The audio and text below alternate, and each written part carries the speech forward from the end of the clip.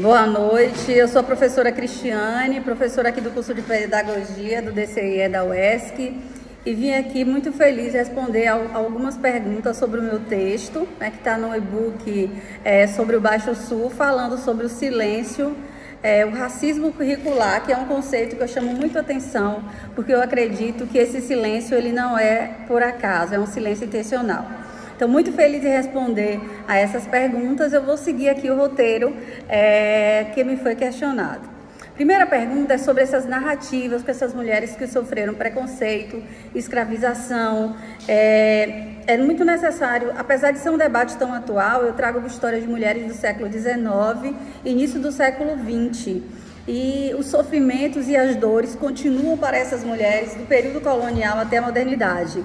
E para ter um cuidado em não repetirmos conceitos que são tão atuais como racismo estrutural, conceito de interseccionalidade, mas nós podemos encontrar nessas histórias das mulheres inspiradoras que elas inauguram alguns sofrimentos que hoje podem receber outros nomes, mas as histórias dessas Marias se repetem, A segunda pergunta é se eu encontrei quais foram os meus maiores desafios na organização dessa pesquisa e no desenvolvimento do trabalho.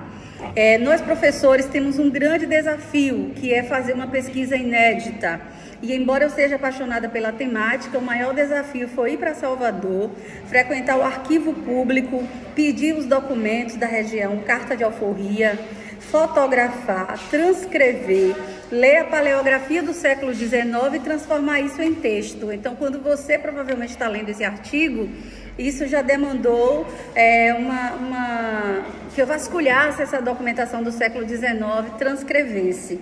Ao mesmo tempo que é tão prazeroso, a maior dificuldade é a construção, tanto do acesso como da leitura desses documentos, Os resultados positivos é encontrar pessoas como vocês da sua sala e outras pessoas que leem os livros, leem essas histórias e se encontram nos racismos, nas lutas dessas mulheres. Então, minhas narrativas não são para mulheres, eu não quero reiterar o sofrimento da mulher preta, escravizada, que ela só sofreu. Eu quero também contar como ela lutava. Isso não significa que eu vá romantizar dizendo que foi tudo maravilhoso, mas sim destacar como, apesar das dificuldades, essas mulheres conseguiram empreender uma série de estratégias para conseguir burlar a escravidão, e elas amavam, batizavam os filhos, elas lutavam, elas compravam alforria, elas ficavam ricas, A outra pergunta é sobre o racismo estrutural e as diretrizes indígenas, africanas e afro-brasileiras. Primeiro, que são conceitos fundamentais que a gente precisa pontuar. O racismo estrutural é aquele que está na base da nossa sociedade, é o que arruma as relações na escola, nos livros, no currículo. As pessoas olham para uma mulher branca e acham que ela é a patroa, olham para uma mulher negra e acham que ela é a empregada. Isso é o racismo estrutural. É você observar quantas diretoras pretas você tem, quantos diretores, ou a maioria dessas pessoas num cargo de poder são brancas. Isso é o racismo estrutural. Quanto às diretrizes indígenas, eu encontro, ao mesmo tempo que eu estudo essas mulheres na escravidão, elas estavam colaborando, sendo vizinhas, sendo escravizadas ou libertas numa região que também existiam mulheres, mães indígenas, senhorinhas indígenas, e os saberes eram compartilhados. Então nós temos aí as mulheres crioulas, que são filhas de africanas nascidas na Bahia, as africanas, que foram aquelas que vieram diretamente da África, e temos aquelas indígenas. Nesse caldeirão cultural, é o que a gente chama de mistura do Baixo Sul da Bahia. E o que eu poderia comentar de positivo e de negativo nessa região de Ilhéus, referente a currículo e racismo? A sua prefeitura, o que é que a lei diz sobre o ensino dessa cultura afro? Eu vou deixar uma série de questionamentos que servem para nós na licenciatura em pedagogia. Quantas vezes nos foi dito sobre o protagonismo dessas mulheres? E o currículo, o livro didático que a gente estuda, o plano de aula do professor da escola, quantas vezes incluiu outras matrizes, outros pensamentos que não somente mulheres brancas e europeias, E a pergunta número 6, eu já estou acabando, se as futuras gerações vão lidar com esses debates. Esses debates eles são fundamentais. às vezes chamavam que nós mulheres pretas, que essa pesquisa, esse debate só era mimimi. Mas aí você, de repente, liga a sua TV no jornal, olha o Instagram e os casos de racismo estrutural todo dia só aumentam, né? As pessoas começaram, a partir das redes sociais, não terem mais vergonha de negar seus crimes. Saíram dos armários e começam a cometer racismos. Então, nós na escola, na licenciatura em pedagogia, é nossa obrigação, seja você preto, branco, indígena, gay ou não, gordo ou não, isso é a interseccionalidade. O lugar de pessoas indígenas, negras, quilombolas, todos nós devemos abordar a partir da educação.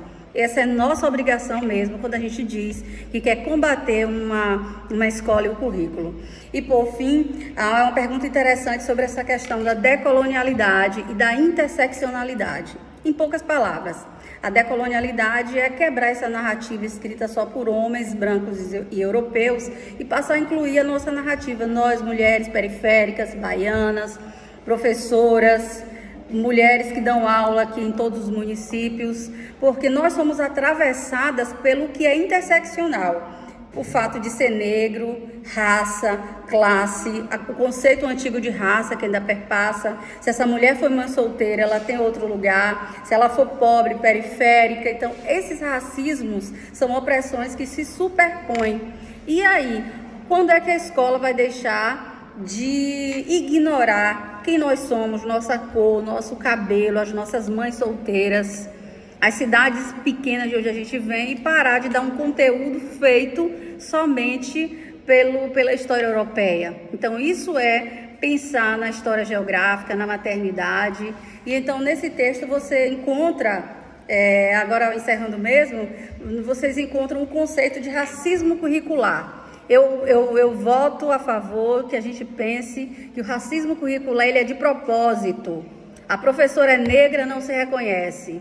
Ela tem indígena ali em Olivença perto, não se reconhece. Ela prefere citar nome de homens de São Paulo, do Rio ou da Europa para dizer que a aula dela, o plano de aula dela é beleza. Mas e as nossas alunas de TCC da UESC, de licenciatura, que descreve sobre a educação do campo, sobre as crianças, sobre as necessidades, sobre a ludicidade? A gente só vai ser decolonial, só vai parar de fazer um racismo curricular quando nós inserirmos outras vozes no currículo. Então, para vocês, muito obrigada e uma boa leitura.